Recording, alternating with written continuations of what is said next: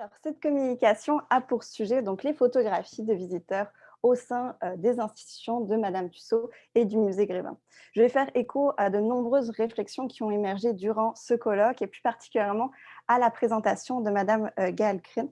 Donc, c'est pas plus mal d'un certain côté que je termine parce que vous allez voir les nombreux liens qu'il va y avoir dans cette présentation. Durant mes recherches, j'ai eu le plaisir de m'entretenir avec Kathleen Payette, directrice générale du musée Grévin de Montréal. Si ces deux institutions, c'est-à-dire donc Madame Tussaud et le musée Grévin, m'intéressent, c'est parce qu'ils sont des musées d'abord, mais qu'ils sont aussi devenus des emblèmes de la culture du divertissement et qu'ils sont aujourd'hui totalement tournés vers le visiteur. Il semblerait même que l'objectif de ces institutions est d'inciter le visiteur à produire lui-même des photographies dont il est le sujet mis en scène parmi des figures de cire et au sein de dioramas. Le but est de voir son comportement et de le faire reproduire l'attitude qu'il aurait lorsqu'il était en présence en fait, de la célébrité de chair. Donc là, on voit que le but est de donner l'impression en fait, que la statue de cire est vraiment l'équivalent, le double de la célébrité qu'il copie. Cette importance accordée au visiteur et à son comportement entraîne plusieurs questions et la principale qui va être le sujet de cette présentation, c'est lequel entre le visiteur et le mannequin de cire est réellement exposé. Cette communication s'inscrit dans le prolongement des recherches de l'anthropologue francophone Denis Vidal, qui est l'un des premiers à avoir saisi l'intérêt de faire des recherches sur les photographies des visiteurs dans les musées de cire. Outre l'aspect historique sur lequel je vais passer très rapidement, euh, ces institutions et ce qui se passe dans les murs de ces institutions-là sont peu documentés et étudiés dans le domaine universitaire. Donc, cette communication est une exploration pour comprendre comment le devenir sujet du simulacre de cire fut remplacé par le devenir objet du visiteur. En 1761, Marie Greswold, donc celle que l'on connaît sous le nom de Madame Tussaud, née à Strasbourg, donc en France. Orpheline de père, c'est Philippe Curtius, un médecin devenu sculpteur, qui lui enseigne la technique de la cire. En 1765, Curtius connaît une grande renommée à Paris, au sein de la cour de Louis XV d'abord, puis de Louis XVI. L'historienne de l'art Léla Grabil a noté que le salon de cire de Curtius a permis de démocratiser les événements de cour. L'expographie encourageait une comparaison entre les figures de cire et les visiteurs. Donc là, je vous ai mis deux images qui représentent donc une scène de banquet royal. Et vous pouvez voir qu'il y a une espèce de petite balustrade qui sépare deux parties de l'image. D'un côté, il y a une sorte de repas fictif que les personnes les plus riches pouvaient partager avec les simulacres de cire, et de l'autre, les personnes les moins fortunées qui, elles, pouvaient se contenter d'admirer la scène au loin. En 1789, c'est la Révolution française. Alors là, Marie, elle va récupérer toutes les têtes décapitées et en faire des simulacres de cire. Ensuite, elle part de Paris pour s'installer à Londres et en 1835, elle ouvre son musée. Alors d'abord, c'est à visée historique, puis très vite, le musée se tourne vers le divertissement avec des représentations de scènes de meurtre qui sont très célèbres et qui sont regroupées sous le titre de la Chambre des horreurs.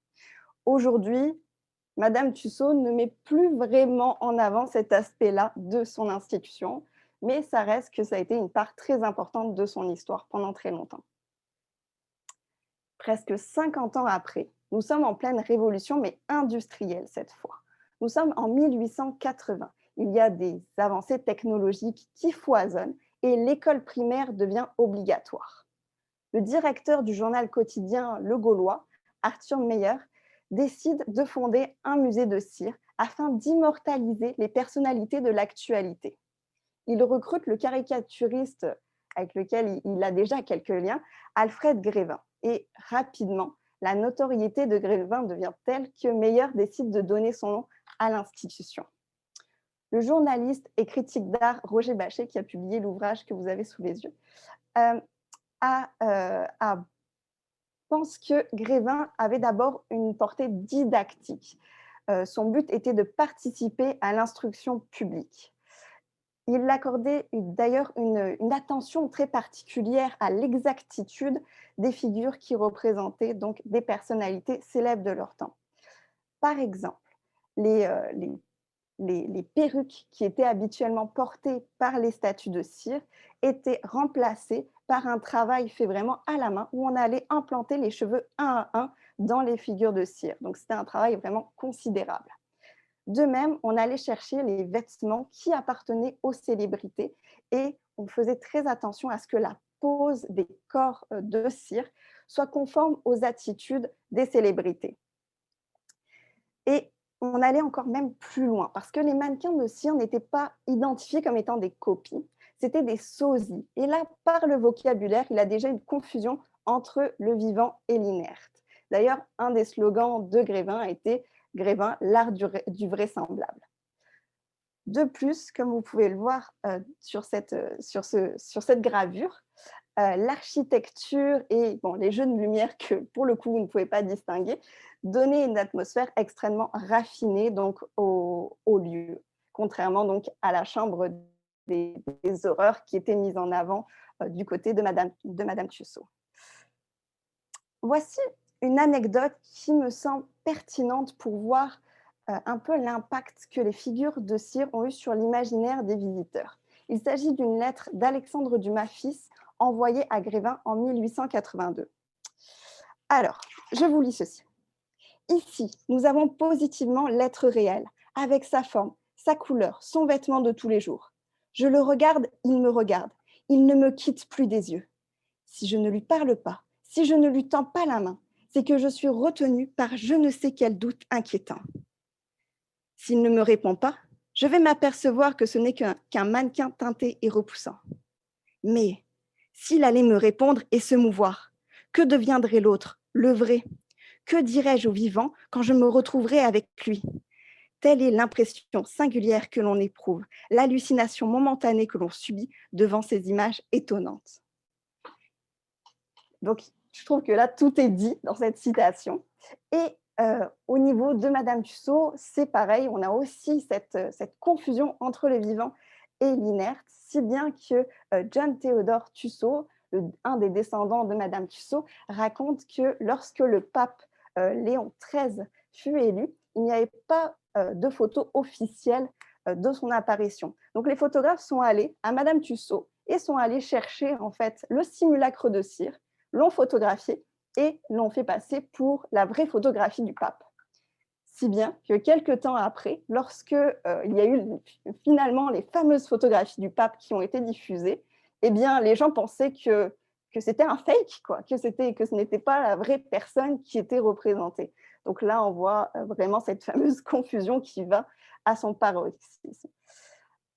Ainsi, donc, ces anecdotes nous permettent, je pense à tous, de voir que les premiers temps du musée sont orientés vers le devenir sujet du mannequin de cire. Le basculement s'opère au tournant des années 1990, début 2000. Alors que la majeure partie des musées craignent que les visiteurs fassent des photographies au sein de leur institution, Grévin et Madame Tussaud font partie des premiers à voir vraiment l'intérêt, le potentiel de la photographie des visiteurs et par la suite des réseaux sociaux. Ils permettent à la fois aux visiteurs de s'approprier les objets de la collection et également transforment le visiteur en une sorte d'œuvre d'art. Et cet aspect est totalement assumé de la part des deux institutions qui mettent ce potentiel-là en avant à la fois sur leur site web et dans l'expographie de chaque salle. Une des particularités de ce devenir œuvre est la confrontation des visiteurs avec des mannequins hyper réalistes qui représentent des personnalités précises et qui ont eu souvent une grande notoriété ou qui l'ont encore pour ceux et celles qui sont toujours vivantes.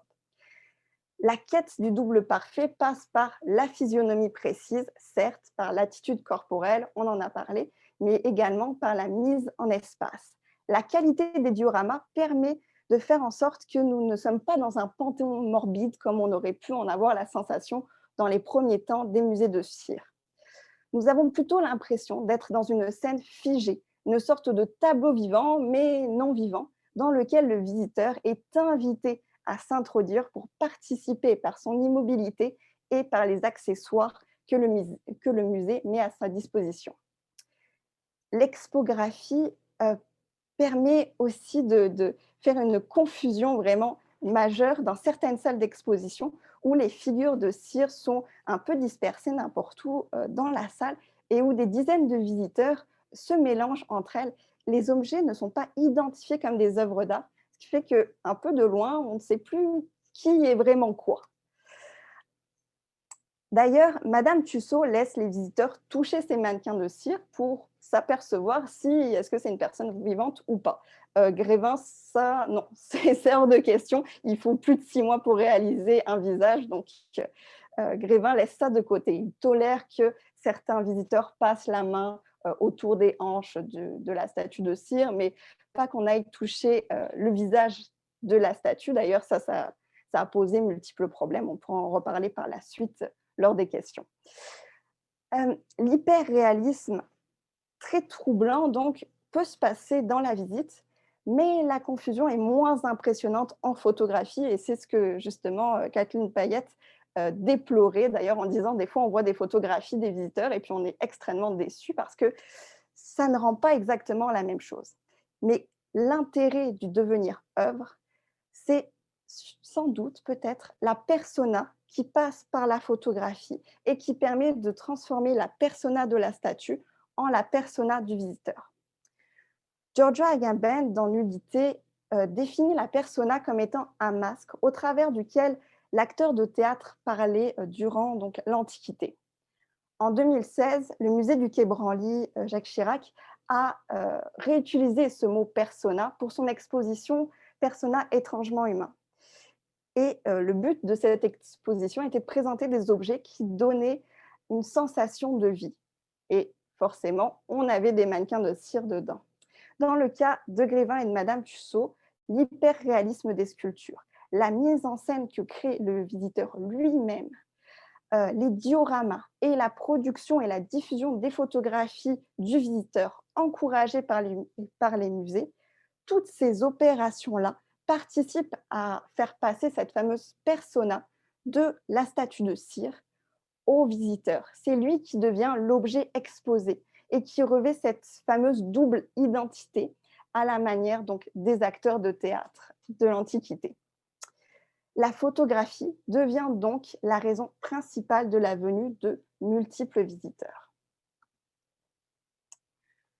Durant mes recherches sur les photographies des visiteurs plus spécifiquement, je me suis aperçue que l'on pourrait distinguer 3 types de devenir œuvre par la photographie. Le premier, ce serait les photographies qui reprennent donc l'imitation de la pose de la statue. Le deuxième type, ce serait cette fois-ci une sorte de fiction dans laquelle le visiteur est en interaction avec le mannequin. Enfin, le troisième type, ce serait une pose avec la statue, certes, mais où le visiteur regarde directement l'objectif de la caméra. Bien entendu, ces 3 types ne s'excluent pas et ils peuvent totalement se croiser. La professeure Michèle Bloom explique qu'il y a eu une baisse de popularité des musées de cire, puis par la suite, ils se sont multipliés autour des années 1960-1970, c'est-à-dire au moment où l'art met au défi le corps comme un sujet sensible dans la performance. Le corps est donc appréhendé comme une œuvre d'art, alors que les musées de cire, de leur côté, essayent de faire l'inverse en faisant passer leurs mannequins comme étant des êtres vivants. Aujourd'hui, le dialogue est réactualisé par la photographie qui remet cette tension entre la cire et la chair. Le corps se retrouve dans le cas de cette photographie d'imitation, donc à imiter l'immobilité et la pose de la statue. L'attitude est donc soigneusement étudiée pour que le simulacre soit le plus fidèle possible à la célébrité qu'il dédouble. En s'appropriant l'attitude de la statue, le visiteur finit par tripler la pose. Et pour l'historien de l'art Horst Bredekamp, ce renversement du corps imité comme devenant un corps imitant, donc à la manière du tableau vivant comme on l'a vu, est une tentative donc d'abolir les limites qui séparent le corps de l'artefact. Donc c'est ce qu'il nomme l'acte d'image schématique. La photographie d'imitation provient d'une sorte d'empathie. Elle agit comme une projection du visiteur dans la statue. Par l'imitation du geste de l'objet, le visiteur finit par lui-même devenir un objet, alors que le mannequin, lui, finit par devenir vivant, car sa forme est activée par le corps du visiteur. L'immobilité de l'imitation est redoublée par l'immobilité que nécessite la pose photographique. Cette redondance va créer un effet humoristique. Et l'opération donc, du devenir objet, du devenir œuvre, passe donc ici par la répétition des mouvements et de l'immobilité plutôt. Comme d'autres médiums et institutions que nous avons eu le plaisir de découvrir durant ce colloque, Madame Tussaud et Grévin sont des lieux, bien entendu, d'abolition des frontières entre le vivant et l'inerte, mais qui ébranlent également les logiques chronologiques. Dans ce deuxième type, le visiteur fait semblant d'entretenir une conversation, de partager une intimité fictive avec une personne qui semble comme étant humaine, et ce, même si la personne est décédée. La réification est provoquée par la narration qui se joue dans la photographie. En réinterprétant sans en avoir conscience donc, les théories de Denis Diderot et de Michel Freud sur l'instant prégnant, le visiteur crée un quatrième mur avec le photographe. Et cette mise à distance donc, s'opère en créant une complicité entre l'objet et l'être vivant. Mais les nombreux hashtags qui accompagnent généralement donc, ces photographies sont une manière de revendiquer le côté artificiel de la scène. L'image est comprise comme étant ludique et amusante, mais néanmoins, le visiteur se présente comme étant l'équivalent de l'œuvre d'art exposée, ce qui n'est pas rien. Enfin, dans ce troisième type, donc, la pose est statique, le regard est systématiquement tourné vers l'objectif. Et c'est ce critère-là qui est vraiment singulier, car ça rend l'interaction avec la statue totalement secondaire. L'orientation du regard s'adresse directement à celui ou à celle qui est en train de regarder la photographie. Le visiteur brise le quatrième mur que le précédent type de photographie avait érigé. Parfois, on peut avoir l'impression que la peau est similaire donc, à la matière de la statue. Cependant, même si un doute peut être créé à savoir si la personne est face à la véritable personne, à la véritable célébrité, cela n'est pas forcément le but ultime recherché. Dans la majeure partie des cas, la statue est juste un prétexte qui atteste du lieu de la visite. D'ailleurs, la mise au point de l'appareil photographique, qui est maintenant donc l'appareil généralement sur le téléphone, cette mise au point est réalisée sur le visage du visiteur et non pas sur la statue. Ainsi, donc, c'est vraiment le visiteur lui-même qui est valorisé et qui participe à sa propre automonstration totalement assumée. Il se met également en avant lui-même par son autodiffusion sur les réseaux sociaux qui agissent comme une vitrine numérique. Les égoportraits sont d'ailleurs le type d'image le plus nombreux dans ce type. De plus, le regard et généralement le sourire, bon, ici il est un peu timide le sourire ou il est masqué, mais en tout cas, ces deux éléments mettent en place donc, le fait que ce qui est partagé, c'est surtout un souvenir, une expérience agréable et pleine de bonne humeur.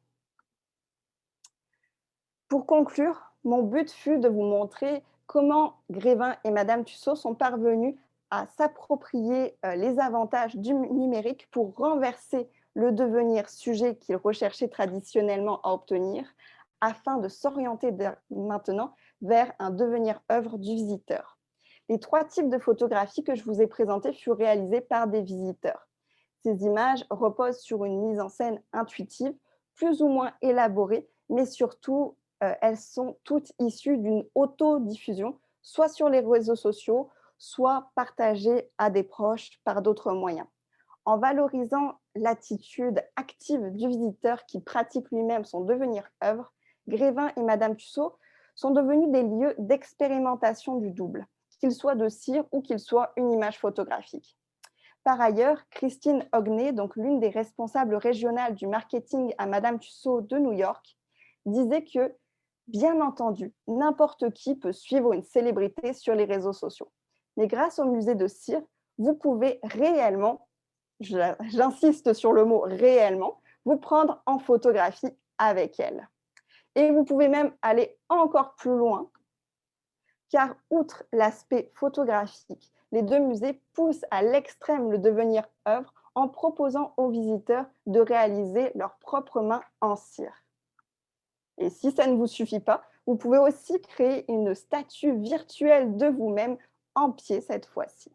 Donc 2 productions qui sont à la fois didactiques, mais qui sont surtout le souvenir ultime de l'expérience de réification.